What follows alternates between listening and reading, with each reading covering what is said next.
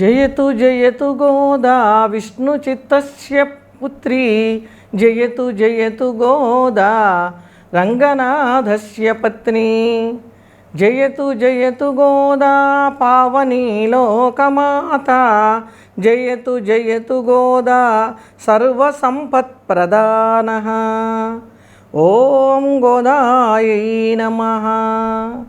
ధనుర్మాస వ్రతంలో తిరుప్పావై దివ్య ప్రబంధంలో 3 పాశురాలు 3 రోజులు గడిచినాయి. ఇవాళ 4వ రోజు 4వ పాశురంలో ప్రవేశిస్తున్నాము.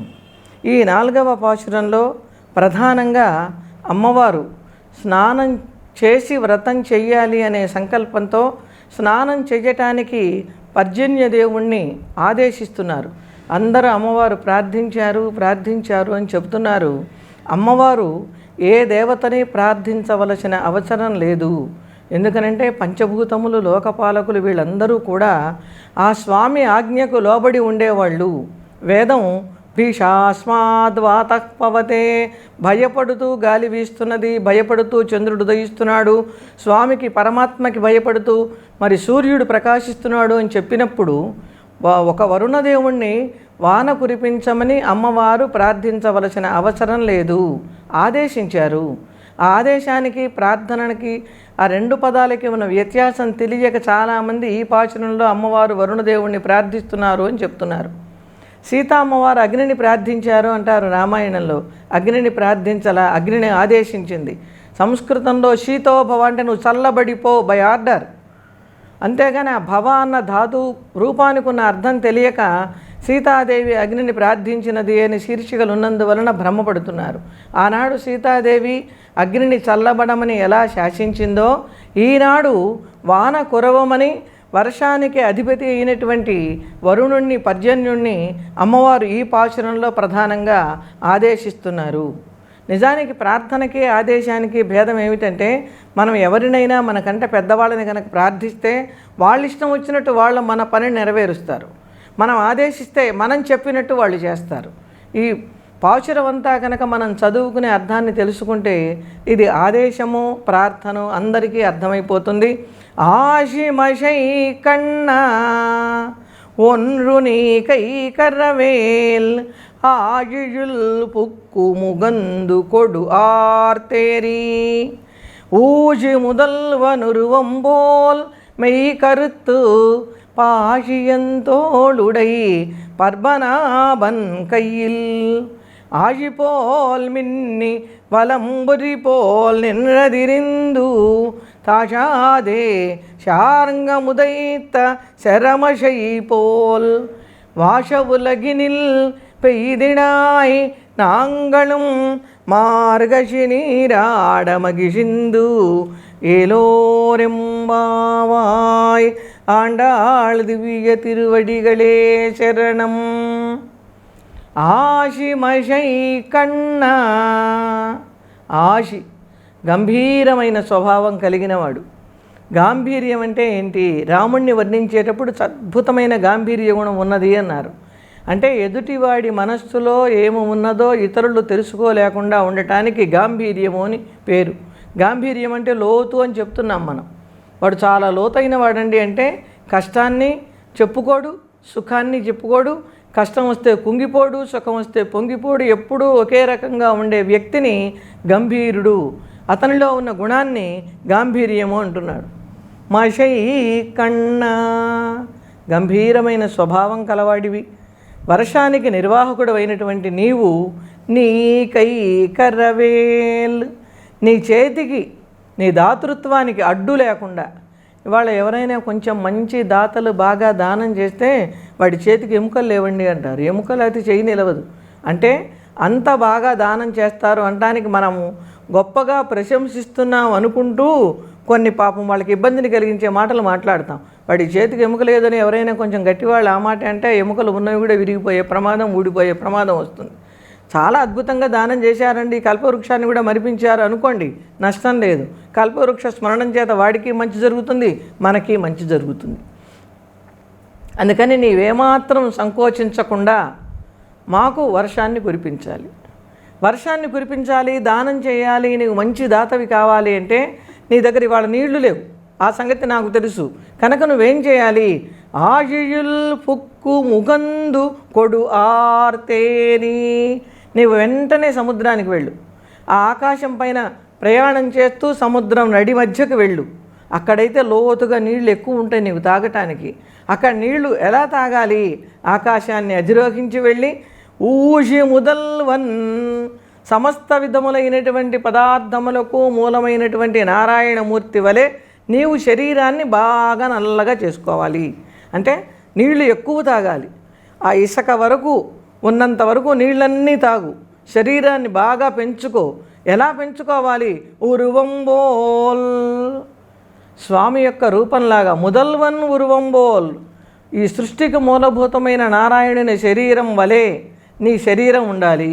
మెయ్యి కరుత్తు, మెయ్యి నీ శరీరం అంతా అలా ఉండాలి, నల్లగా అయిపోవాలి. ఇంకా ఎలా ఉండాలి అని చెప్తున్నారు. ఆ పాషియంతోళుడై, చాలా అందమైన భుజములు శ్రీమన్నారాయణమూర్తి. ఆ శ్రీమన్నారాయణమూర్తి వైకుంఠంలో ఎలా ఉంటాడో మనం ఊహించుకోలేం కానివ్వండి. చక్కగా రామచంద్రమూర్తి భుజాలను వాల్మీకి మహర్షి వర్ణించాడు, కృష్ణస్వామిని వ్యాసుల వారు వర్ణించారు, తెలుగులో పోతన గారు పోత పోశారు. ఆ మూర్తిని బట్టి, సాముద్రిక శాస్త్రాన్ని బట్టి ఆజానుబాహుడు. ఆజానుబాహుడికి అందంగా ఉంటున్నాయి చేతులు. ఎందుకని అందంగా చేతులు ఉంటున్నాయి? ఆయన చేతులలో శంఖచక్రాలు ధరించినందువల్ల వాటికి అందం వచ్చింది. మామూలు వాళ్ళు ధరిస్తే వీళ్ళకి అందం వస్తుంది. భగవంతుడు ఆభరణాలు ధరిస్తే ఆభరణాలకే గొప్పతనం వస్తుంది, ఆభరణాలకే అందం వస్తుంది. భగవంతుడు ధరించినటువంటి ఆభరణాన్ని మనం చూసినా మన పాపం పోతుంది, మన బాధలు తీరిపోతాయి. అందుకనే శ్రీ వెంకటేశ్వర స్వామికి మంగళ ఆశాసనం చేస్తూ స్రక్ భూషంబరకేతీనాం సుషమావకమూర్తయే సర్వార్తి శమనాయాస్తు వెంకటేశాయ మంగళం. స్వామి ధరించిన స్రక్ పూలమాలలు, భూష ఆభరణములు, అంబరములు, వస్త్రములు, తర్వాత హేతీనాం ఆయుధముల వలన ప్రపంచంలో ఉన్న వాళ్ళ బాధని పోగొడుతున్నట్ట ఆ ఏడుకొండల వెంకటేశ్వర స్వామి. అందుకని నీవు స్వామి వలె ఉండాలి, స్వామి వలె నల్లని రూపాన్ని పొందాలి, నీవు మెరవాలి. ఎలా మెరవాలి?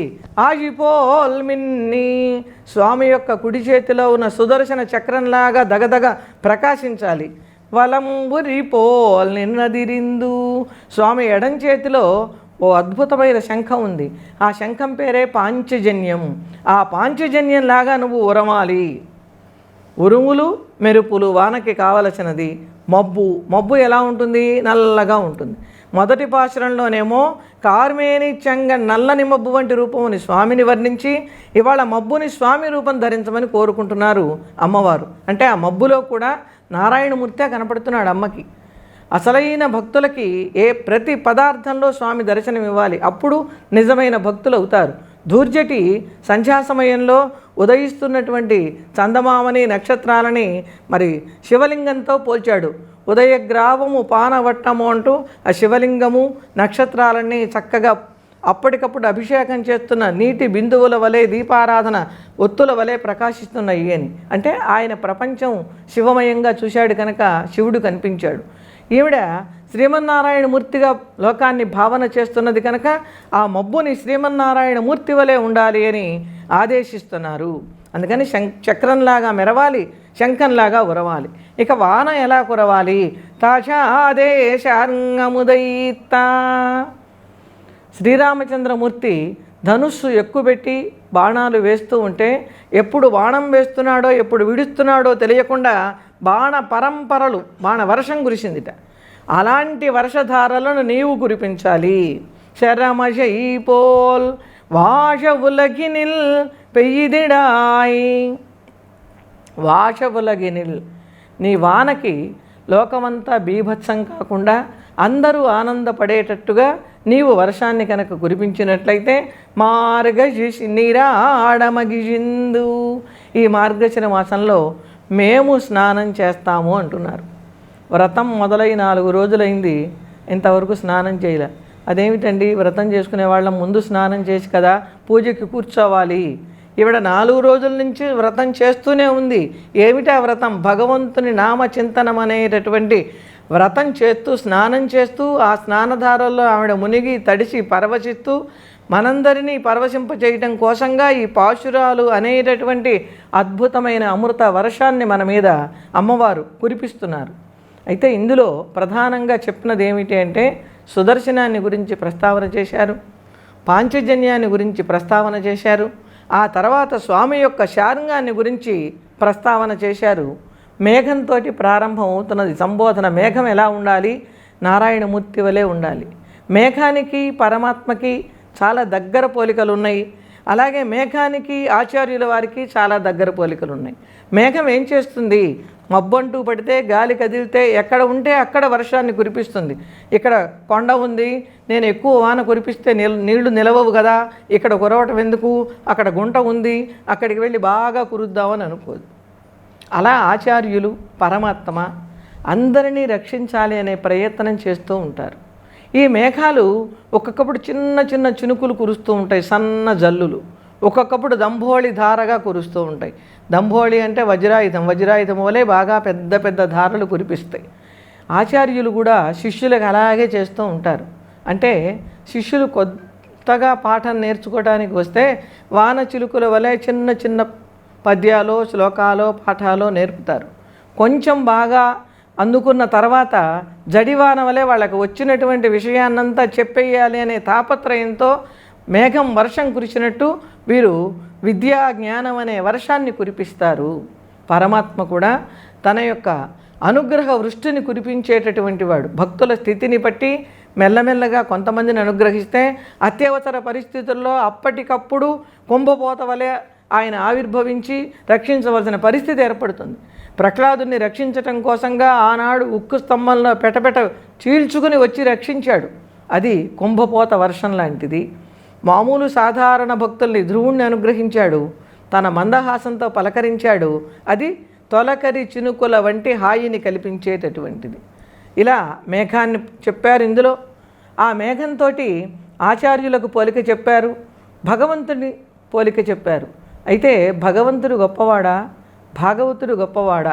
నిజానికి ఇదంతా భాగవత గోష్ఠి.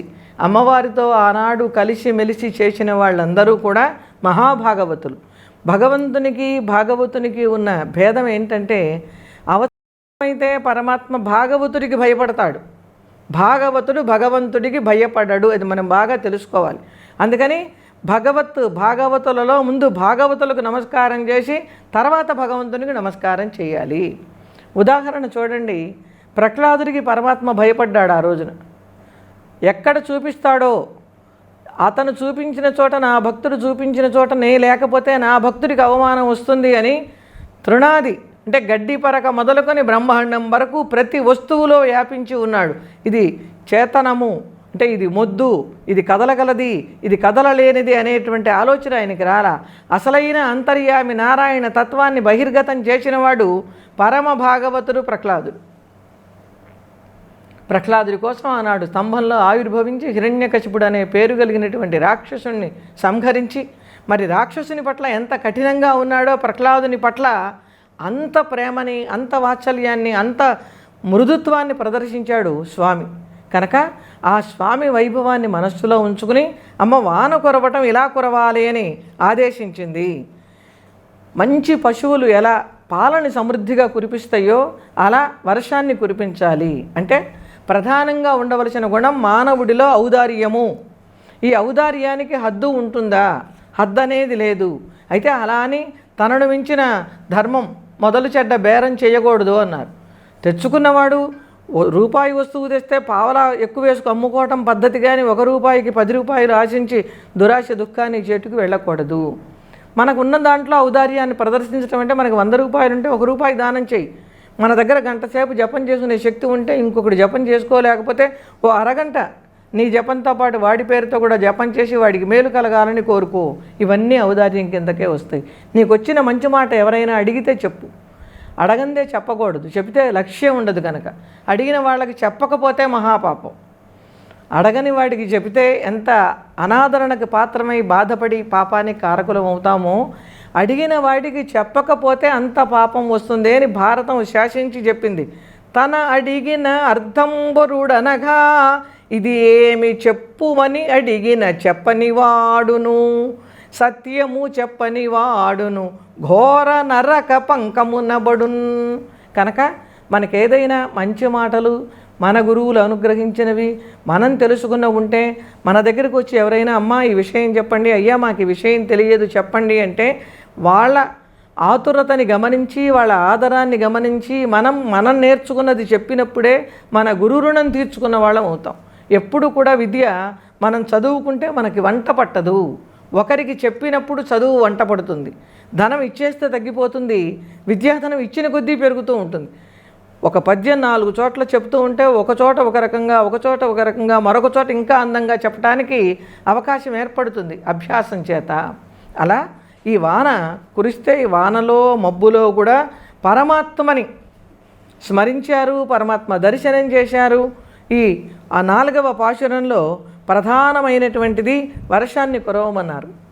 మనం ఈ పాశురాన్ని మంచి ఎండల వేళ వాన కురవనప్పుడు ఈ పాశురాన్ని కనుక చదువుకుంటే భక్తి శ్రద్ధలతో తప్పనిసరిగా వర్షం కురుస్తుంది. మనం ఎండలో బయటికి వెళ్ళిన వాళ్ళం ఒక అరగంటలో మనకి గొడుగు పట్టినట్టు మబ్బు పడుతుంది. ఇది రాజస్థాన్లో వానలు కురవనప్పుడు నేను ఒకరికి చెప్తే ఈ పాశురం చదువుకుంటే వర్షం కురిసింది అని వాడు నాకు చెప్పారు. అంత మహిమ కలిగినది 4వ పాశురం. వాన అక్కర్లేదు, స్వామి గొడుగు పడతాడు, మనకి ఎండతాపం లేకుండా రక్షిస్తాడు. గురువుగారి అనుగ్రహం అయితే చాలు, పరమాత్మ మన ముఖం చూస్తాడు. మనంతర మనంగా వెళితే చూడడు. ఆ గురువుగారు వీడిని కూడా మనవాడే స్వామి కరుణ కటాక్షంతో చూడమంటాడు. అందుకనే ప్రతి వాళ్ళకి గురు పరంపరలు ఉంటాయి. అది శైవం కావచ్చు, స్మార్తం కావచ్చు, వైష్ణవం కావచ్చు, శాక్తేయం కావచ్చు. ఆ గురు పరంపరని స్మరించుకుని గురువుగారికి నమస్కారం చేసుకుంటేనే మనకి ఏదైనా ఇహము పరము ఉంటాయి. కానీ గురువుని అధిగమించి మనం చేస్తే స్వామి మన ముఖం చూడడు. దైవానికి కోపం వస్తే గురువు సర్దుబాటు చేయగలడు, కానీ గురువుకి కోపం వస్తే దైవం తటస్థంగా ఊరుకుంటుంది. స్వామి అంతటి వాడే అవతారాలు ధరించినప్పుడు ఈ గురుభక్తి ఉండాలి, గురువుని ఆశ్రయించాలి అని చాటి చెప్పడం కోసమే విశ్వామిత్రుని వెంట వెళ్ళాడు. విశ్వామిత్రుడు సేవ చేశాడు. శ్రీకృష్ణ పరమాత్మ సాందీపుని దగ్గరికి వెళ్ళి విద్యను అభ్యసించాడు. పరమాత్మే గురు శుశ్రూష చేస్తే ఇక సామాన్యుల విషయం చెప్పేదేముంటుంది? మనకి నిజంగా విద్య రావాలి అంటే గురు శుశ్రూషయా విద్య, గురువు గారికి సేవ చేయాలి అని అందరూ చాలామంది గురువులు ఇంట్లో కూర్చుని అనేక సేవలు చేయించుకుని ఇవాళ కాదు రేపు చెప్తా, రేపు కాదు ఎల్లుండి చెప్తా అని వాయిదాలు వేస్తున్నారు. శుశ్రూష అంటే శ్రోతమిచ్చా శుశ్రూష.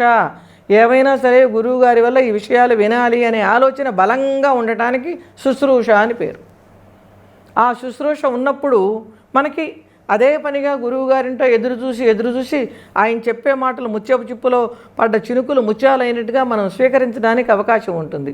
లేదనుకోండి వాళ్ళ పద్ధతి పుష్కలేన ధనేనవా, గురువుగారు మీకు 10,000 సంభావన ఇస్తా, నాకు కొంచెం పురాణంలో 2 ముక్కలు చెప్పండి చాలంటే 10,000 కోసం ఆయన నీకు గంట కూడా దేనికి 10 నిమిషాల్లో చెప్పేస్తాను, దాని అసలు విషయం చెప్తానని చెప్పేస్తారు. లేదా 3వ మార్గం అథవా విద్యయా విద్య. పూర్వకాలంలో వినిమయం ఉండేది. నాకు ఒక విద్య వస్తే ఎదుటి వాళ్ళకి నేర్పి ఎదుటివాడి విద్య మళ్ళీ విద్యకి బదులు తీసుకోవటం. అలా తీసుకున్న చరిత్రలు కూడా మనకి ఋతుపర్ణుడు, నలుడు అని 2 ఉన్నారు. ఆ ఋతుపర్ణుడి దగ్గర, నలుడి దగ్గర అద్భుతమైన 2 విద్యలుంటే ఒకరి విద్యని ఒకరికి వినిమయం చేసుకున్నారు. ఇంకా 4వ విధానం లేనే లేదు అన్నారు. అందుకని అంత గొప్ప ఆచార్యుల్ని మనస్సులో పెట్టుకుని ఆచార్యానుగ్రహం పొందితే మనం అనుకున్నటువంటి అద్భుతమైనటువంటి వ్రతం నెరవేరుతుంది అని సంధ్యావందనం అయిన తరువాత హరిహోం అంటున్నారన్నమాట. ఈ పాశురంలో సంధ్యావందనం అంటే సంధ్యా సమయంలో చేసే నమస్కారము. సీతాదేవి కూడా సంధ్యావందనం చేసిందంటే సంధ్యా సమయంలో నమస్కారం చేసింది అని మనకి ప్రత్యక్షంగా ప్రమాణపూర్వకంగా కనపడుతున్నది. అలాగే కాదంబరి అనే మహాకావ్యంలో మహాశ్వేత సంధ్యావందనం చేసినట్టు కూడా ఆ కవి రచించాడు. కనుక సంధ్యావందనం అనగానే అది పరిమితం చేసుకుని వాళ్ళు చేసుకునేది మనం చేసుకునేది కాదు అనుకోవద్దు. ఆడవాళ్ళందరూ కూడా సంధ్యా సమయంలో దీపాలు వేసుకుని చక్కగా దీపారాధన చేసుకోవటమే వీళ్ళు చేసుకునే సంధ్యావందనం. ఆ దీపలక్ష్మికి నమస్కరించుకోవాలి. ఇలాంటి ఎన్నో సమాజానికి కావలసిన అంశాలను కూడా మనస్సులో ఉంచుకుని ఆధ్యాత్మికతతో పాటు లౌకికమైన విషయాలను రంగరించి అందించినటువంటి అద్భుతమైనటువంటి దివ్య ప్రబంధమే శ్రీ అమ్మవారి కంఠం నుండి వెలువడినటువంటిది తిరుప్పావై దివ్య ప్రబంధం. ఈ ప్రబంధంలో 4వ పాశురాన్ని మనం ఈనాడు పూర్తి చేసుకున్నాం.